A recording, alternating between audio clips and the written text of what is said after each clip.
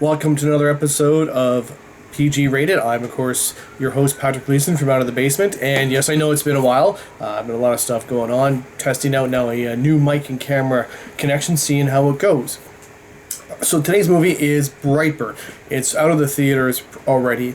It is a super-powered horror movie. Imagine if Not-superboy showed up in Kansas, and instead of becoming the Man of Steel, the super scout, that everyone looks up to, imagine as a small child when he's hitting, 12 years old, he has no moral or ethical compass, and his tantrums, he's not Superboy, but, super strong, super fast, all that sort of stuff. Now imagine trying to deal with a 12-year-old child with tantrums at that time. Overall, the movie does well. It is a horror movie that does happen to be set in the super powered universe. There have been talks that they would like to do sort of this idea with Wonder Woman, Aquaman, and that sort of stuff as not DC, but still sort of the same idea. They give hints of that in the very end credits. I'm not going to say more than that without some spoilers, so don't worry. It's produced by James Gunn. It's written by his cousin, his brother and cousin, so both as well Guns. So yeah, it's sort of the gun show, I guess you could say. Sorry, bad pun. I guess it'd be one of those dad jokes, you could say. The movie overall does well for what it is. Now again, horror movies are always hard to do. There's Get Out, The Thing, Nightmare on Elm Street, Halloween. Those are sort of the big ones that are known. I've never been a huge fan of horror movies. I find them, they usually tend to act, the people in them tend to act very dumb and stupid. It makes no sense. Why would you go downstairs? Why not just, call the cops and that? The movies I like that are horror are, the original Friday Nightmare on Elm Street, the James Cameron, The Thing, not the later prequel of it, the Thing from John Carpenter itself, the original Alien. Those, to me, are horror movies because you got the oppression, the paranoia, you're not sure what's going on in the corner, you're not sure who you can trust, all that sort of idea, and that's what builds up horror. And you don't see the Thing doing the horror that much. It's you sort of have an idea what's going on, but you're not really 100% sure, which, increases, the sense of dread and paranoia.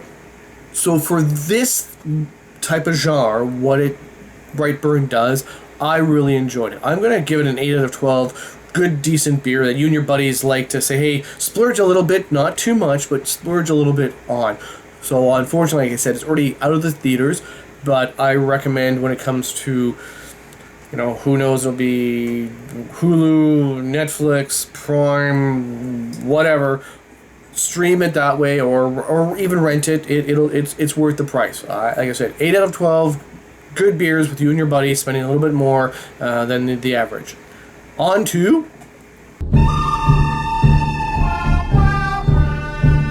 the good. There's actually a fair amount of good in this movie because again, it does capture that sort of idea of like, well, you're in a small town and things start to happen that you're not too sure what's going on, but you can't really explain it. It's again, it's sort of a horror. Now, it would be considered supernatural if it wasn't Not-superboy, but because it's not Superboy, it sort of is not a supernatural horror, but more of a super-powered horror. The family does well. Like, this is a family that you could see, Ma and Pa Kent. It's not quite the same. They're trying to raise their son in that sort of same idea. What to do, what not to do, and all that. The acting is pretty well, overall, well done. And like I said, the reason I liked it is the characters overall tend to do smart, somewhat smart decisions, especially when you're faced with something you don't know what's going on, and it's not Superboy, an alien from, who knows where. So that sort of stuff sets up in your mind that, okay, it's an alien child, but they've tried to input, Earth ideas into it. There's some good foreshadowing in regards to the fact that at school, the kids are learning about bees and wasps and how some wasps will, send a little larvae off to another nest to then take over the nest. So that's what happens here. It's hard to say. He's 11 turning 12. The spaceship he crashed in, the parents kept, as in the real Superman, Superboy, and they put it in the barn. It starts to talk to him, and now it seems to make him, sleepwalk and all this stuff, but it also tends to, I guess, waken up his natural alien mind or what have you. So he starts to act out differently. Now again, he's a 11-year-old boy going into 12, so he has a few tantrums, and these start to go off in the crazy end. The dad trying to give him the sex talk sort of thing of what's going on, and that is hilarious. It's super awkward like you would expect it to be, because it's an alien child, right? So how would you tell an alien child the thing about men and women and that sort of stuff? And some dads give bad advice, but all well-meaning. So his dad does the same things. Like, sometimes you gotta just, do what you want to do. And that leads to a scare with one of his classmates who he's interested in, but she doesn't like him, but he shows up in her bedroom. And that part is played well, because actually, you sort of see him, but you don't. And the actress playing the girl is great for the dread and the fear that builds up on that sort of idea. Yeah, things go wrong. The mother demands that he get, kicked out, expelled out of school for breaking her daughter's hand, and then that mother disappears.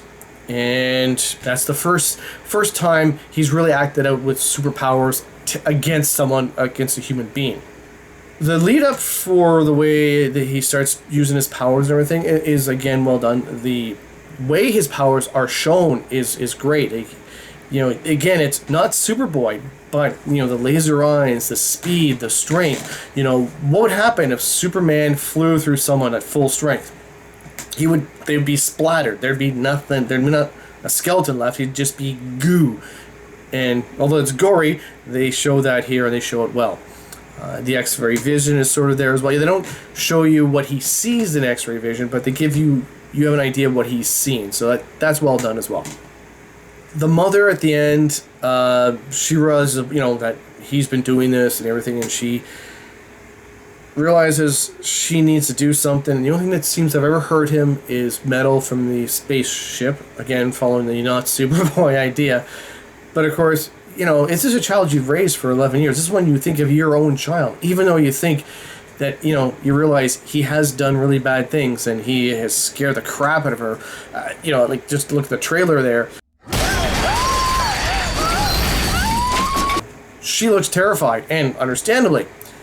But in the end, when she's looking at him at the end, it's still her child. To her, it's still there. So I've seen a couple of reviews where, they're saying that she took forever to try and, stab him. But I understand. Yes, even though you've seen him do all these bad things, when you're looking at his face, it's still what you see your child. So it's hard to do that final step. Even though you have to do that, it's still not an easy step at all. It's not something, oh yeah, my son's killed a few people, I'm just gonna, stab him. No, that's not gonna happen easily. And because he's, not Superboy, he, is able to stop her. So, sorry I went on a little bit too long there, but that I like, the fact that, showing her that she knows he's bad, she knows she's gotta stop him, but it's her child. He's still a little boy to her. So that to me is really well done. One of the ones that was sort of meh was, like I said, just the dad and the mom, the way she constantly refused to accept he did anything bad. Now I'm not talking about murdering people or other stuff, but just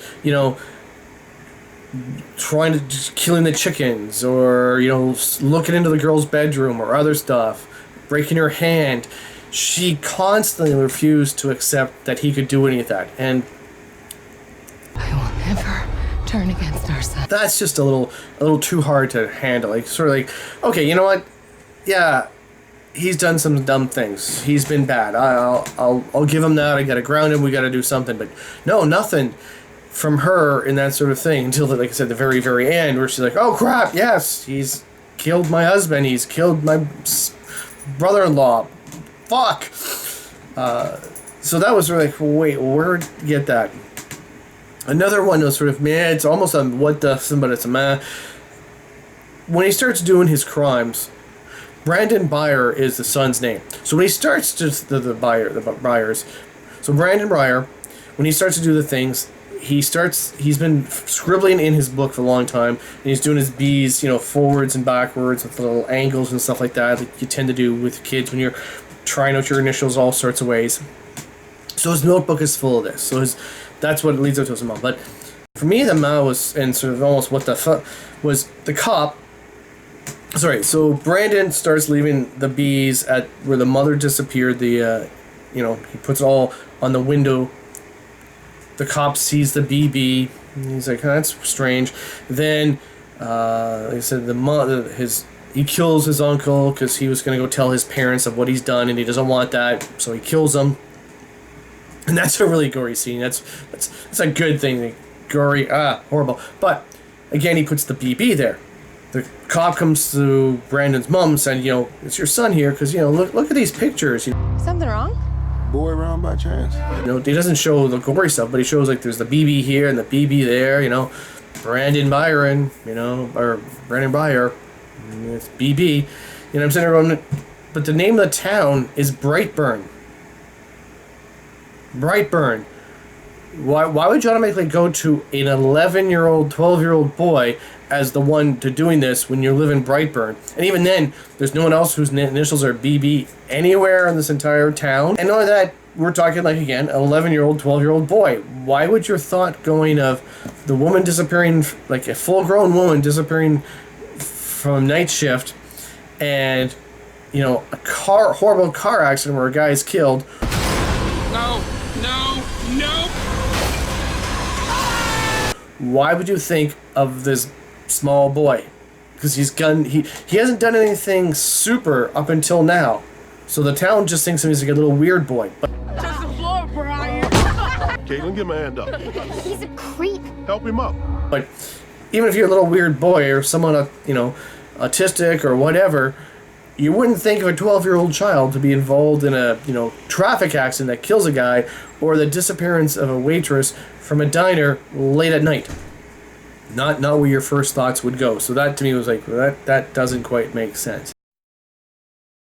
One sort of what the fuck moment that really hit me, besides the ending where the plane was destroyed and somehow he managed to get the plane destroyed over his own farm to cover up all the other deaths. There are believed to be no survivors among the 268 passengers on board. It was weird, but the big one was, so his dad realizes his son's, before that, I apologize.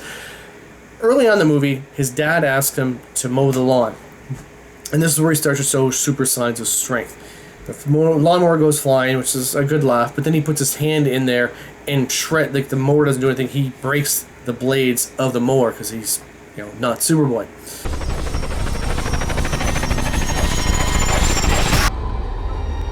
And then just the next day, things are fine. I'm going, well, wait, you're on a farm. You don't just not show back up with the mower. Your dad's going to go, what happened to the mower? Where's the mower? I told you to do the grass. You didn't cut the grass. What's going on? It wouldn't have taken much just to add a scene where the dad's saying, hey, son, I told you to cut the mower. Oh, I'm so sorry, Dad. I ran over a rock or something. That's what happened. That's fine. It doesn't take long, a 5-10 second scene, just at breakfast or something, or at dinner, saying, hey, I told you to do this. It's not done. The mower's damaged. What happened? Because, on a farm, you need to keep track of your equipment and stuff. And also, if you have a chore to do, you do your chore. So a 10-second little scene at dinner time would have made that what the fuck moment go away. But they didn't, so I'm sitting there going, what? No one's talking about the mower? He destroyed the mower. It's gone.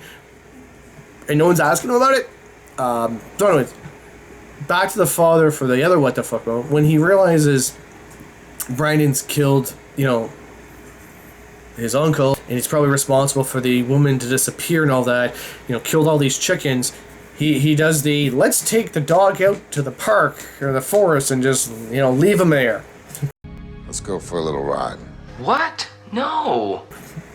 Wait, you're treating them like city folk bring their animals to the countryside, which Shouldn't do. I grew up in the countryside. We had people dropping off, well, not in front of us, but they drop off dogs or cats or stuff they didn't want. They just drive by the countryside, and here you go, leave the dog or cat and run and drive away. So don't ever do that. But to go back, so that's what he's doing with his son. He's basically, let's go out to the countryside, son. Let's go hunting. Yep, taking my son hunting. Go forward, son. And he tries to put a bullet in the back of his son's head. Of course! Now, I understand. He's realizing his son's different. He's an alien. Something's really wrong. But to do that is sort of like, wouldn't make more sense to call someone, like I know your wife doesn't want anything to happen to him, but how are you going to explain to your wife that you if it had worked, that you shot your son in the back of the head because he's an alien who's a killer? How would you explain that to your wife who stands by him? You went hunting, and where is he? Oh, hunting accident. Oh, I don't know. He just he took the gun and boom, he's dead. Oh, sorry. No, like that made no sense. Like I said, up until then, people were doing somewhat smart things, and then this happened. So that to me was the what the fuck? What? No, you call someone, you do something else, you don't. Anyways. That's where it got done. Now, like I said, at the very end, you have news items and stuff like that. So sort of, podcast or YouTuber who's going off his own little things and, sort of conspiracy theories. And that's where you hear him talking about a potential, dark not Aquaman, a dark not Wonder Woman, a dark not Flash. So that idea, like, I think they were trying to set up a, not DC universe. I don't know if that's going to happen or not because, again, Brightburn didn't do too well because horror movies they're really hit or miss with that sort of thing. Overall, though, I do recommend, renting it and streaming it. My spoilers won't give too much away. Well, they'll give a fair amount away. I apologize. But if you haven't seen the spoilers, I'll tell you when you can come back to this point. So thank you for watching. I hope you enjoyed. I do recommend, stream it, rent it if you can, and enjoy it. So thank you very much, and we'll catch you next time.